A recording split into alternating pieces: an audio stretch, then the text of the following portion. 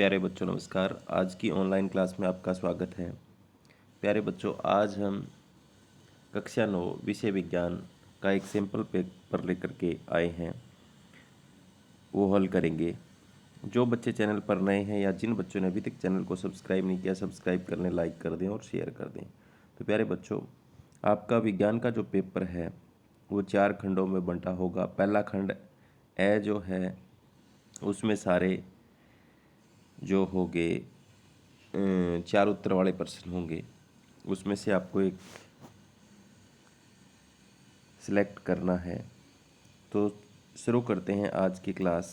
तो पहला प्रश्न है, कार द्वारा चली गई दूरी मापी जाती है।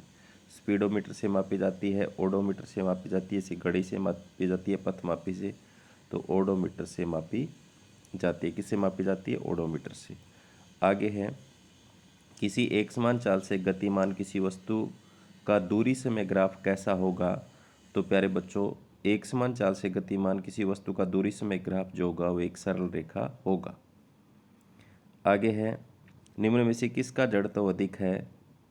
साइकिल का, कार का, बस का, रेलगाड़ी का। तो जिसका द्रव्यमान ज़्यादा है तो रेलगाड़ी का ज़्यादा होगा।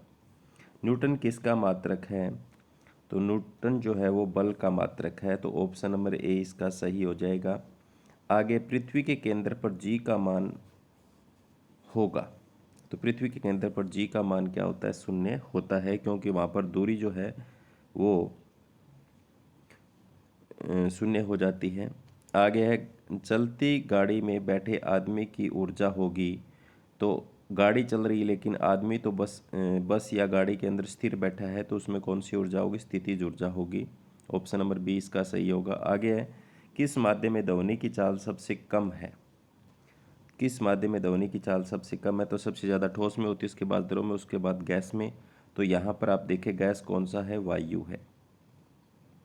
आगे, एकांक समय में पूर्ण होने वाले दोलनों की कुल संख्या को क्या कहते हैं? तो एकांक समय में होने वाले दोलनों की संख्या को आवर्ती कहा जाता है। ऑप्शन नंबर डी इसका सही है। यदि दो वस्तुओं के बीच की दूरी आधी कर दी जाए तो उनके बीच गुरुत्वाकर्षण बल हो जाएगा। तो प्यारे बच्चों, बीच की दूरी के वर्ग के व्युत्क्रमानुपाती होता है। तो आधी करेंगे तो वो कितना गुना हो जाएगा? 4 गुना हो जाएगा।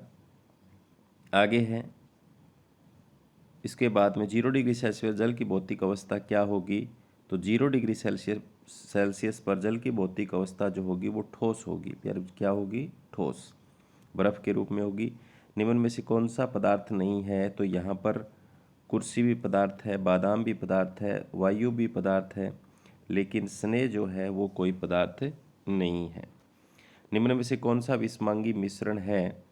तो यहाँ पर सिरका, सोडा, बर्फ समांगी हैं और वायु जो है वो एक विषमांगी मिश्रण है। डाई के रंगों को पृथक करने में प्रयुक्त विधि कौन सी काम में आती है? तो एक विधि भी आपसे पूछी जाएगी। तो क्रोमेटोग्राफी डाई के रंगों को पृथक करने में प्रयोग करते हैं। आगे, कोबाल्ट का प्रतीक क्या होता है? तो कोबाल्ट का प्रतीक आपको पता है क्या होता है? CO। यहाँ पर थोड़ी सी गलती है, इसमें O छोटा आएगा, C बड़ा आएगा, O छोटा आएगा। ठीक है, ऐसे लिखेंगे CO। आगे है, हाइड्रोजन का परमाणु द्रव्यमान कितना होता है? तो प्यारे बच्चों, हाइड्रोजन का जो परमाणु द्रव्यमान होता है वो कितना होता है? 1 होता है। कितना होता है? परमाणु द्रव्यमान प्रोटॉन और न्यूट्रॉनों की संख्या होती है। तो हाइड्रोजन में न्यूट्रॉन होता ही नहीं, प्रोटॉन होता है, तो 1 ही होगा। इसके बाद में 1 मोल किसी पदार्थ का कितनी संख्या होती है? तो अवोगाद्रो संख्या होती है। इसके बाद में क्लोरीन आयन में संयोजकता इलेक्ट्रॉनों की संख्या कितनी होती है? तो क्लोरीन आयन का मतलब पहले 17 होती है, वो 1 किसी से ले लेता है तो कितनी हो जाती है? 18। आगे, सर्वप्रथम कोशिका की खोज किसने की थी? तो आपको पता है कि रॉबर्ट हुक ने की थी। पादप कोशिका में कौन सा भाग निर्जीव है? तो आपको ये भी पता है, कोशिका भित्ति उसका निर्जीव होता है पार्ट। पौधों की लंबाई में वृद्धि किस ऊतक की क्रियाशीलता के कारण होती है? तो शीर्षस्थ विभेजोतक के कारण होता है। प्राणी जगत का सबसे बड़ा फाइलम कौन सा है? तो ऑर्थोपोडा होता है। स्पंज किस फाइलम से संबंधित है? तो स्पंज एक छिद्रयुक्त है, तो पोरीफेरा से संबंधित होगा। मेंढक का हृदय कितने कक्षीय होता है? तो त्रिकक्षीय होता है। कितना होता है? त्रिकक्षीय। वायु द्वारा फैलने वाले रोग, इसमें न तो हैजा है, डेंगू न भी, एड्स भी नहीं है, तो खांसी जुकाम जो है वायु द्वारा फैलने वाले रोग हैं। हमारे वायुमंडल में ऑक्सीजन की मात्रा कितनी है? तो 21% होती है। दलहन फसलों में कौन सा मुख्य पोषक तत्व होता है? तो आपको पता है प्रोटीन होता है दाल वाली फसलों में। आगे वैश्विक उष्मीकरण ग्लोबल वार्मिंग का कारक, तो कार्बन डाइऑक्साइड होता है। ऑप्शन नंबर 20 का। लाल सिंधी क्या है? लाल सिंधी एक गाय की प्रजाति है। क्या है? और भैंस की प्रजाति इसमें से कौन सी है? तो मुर्रा नस्ल है जो भैंस की प्रजाति है, न तो साहीवाल है, मुर्गी है, गिर, ये साहीवाल और गिर गाय की प्रजाति है। एड्स का कारक आपको बताना है, तो HIV है।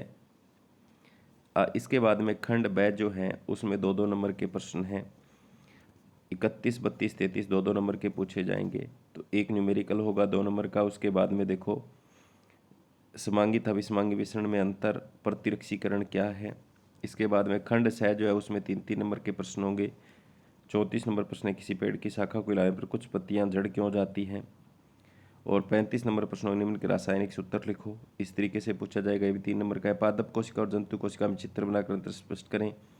तो ये मैंने एक मॉडल टेस्ट पेपर तैयार किया है कि आपका पेपर इस तरह का आएगा। हो सकता है इस पेपर में से भी कुछ प्रश्न जो हो आपके पेपर में देखने को मिले, तो आप इनको याद कर लेना। खंड द जो है इसमें 3 प्रश्न होंगे 5-5 नंबर के, और 5 नंबर का जो प्रश्न है वो मिलाकर बनाया जाएगा 3 पार्ट्स में। देखो प्रश्न नंबर 37, 1 वाट को परिभाषित कीजिए। दूसरा, एक लैंप 1000 जूल विद्युत ऊर्जा 10 सेकंड में व्यय करता है, तो इसकी शक्ति कितनी है। तीसरा है किसी वस्तु की गतिज ऊर्जा क्या होती है, सूत्र भी बताओ। तो 2, 2 और 1 करके 5 का बन गया। इसके बाद में निम्न सारणी को पूरा करें। तो ये सारणी हर बार आती है, हो सकता है इस बार भी आए, तो इस सारणी को आप पूरा करना सीख लेना। परमाणु संख्या है, द्रव्यमान संख्या है, प्रोटॉन की संख्या है, न्यूट्रॉन की संख्या, इलेक्ट्रॉन की संख्या, ये मैं आपको करवा भी देता हूँ।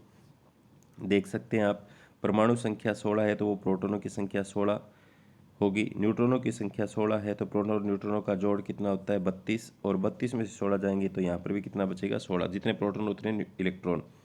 यहाँ पर 24 द्रव्यमान संख्या है, प्रोटॉन 12 है, न्यूट्रॉन 12 हैं, तो जितने प्रोटॉन होते हैं उतने इलेक्ट्रॉन होते हैं, और जितना प्रोटॉन होता है वो इसका परमाणु संख्या होती है। यहाँ पर 11 और 12 है तो 11 और 12 ये कितना हो जाएगा 23, और जितने प्रोटॉन होंगे उतने ही इलेक्ट्रॉन होंगे। यहाँ पर 17 है, यहाँ 18 और 17 न्यूट्रॉन, और इलेक्ट्रॉन जितने 17 हैं तो प्रोटॉन भी 17 हैं। 17 और 18 यहाँ कितना हो जाएगा 35। तो इसी तरीके से 27 द्रव्यमान संख्या, 13 प्रोटॉन, 13 में से गए तो 14 क्या हो गए न्यूट्रॉन हो गए 13, और यहाँ क्या है जितने प्रोटॉन उतने ही परमाणु संख्या, तो 13। इस तरीके से हम इसको भरेंगे। आगे है प्रश्न नंबर 39, ये भी 5 नंबर का है, 2 पार्टों में। 3 प्रकार के पेशीय रेशों में चित्र बनाकर अंतर स्पष्ट करें, और दूसरा न्यूरॉन का चित्र खींचिए। तो प्यारे बच्चों, ये था एक मॉडल टेस्ट पेपर जो मैंने आपको बताया। भी इस तरीके का आपका पेपर आएगा, तो आप अच्छे से पढ़ें। आपका 31 तारीख को विज्ञान का पेपर है। धन्यवाद।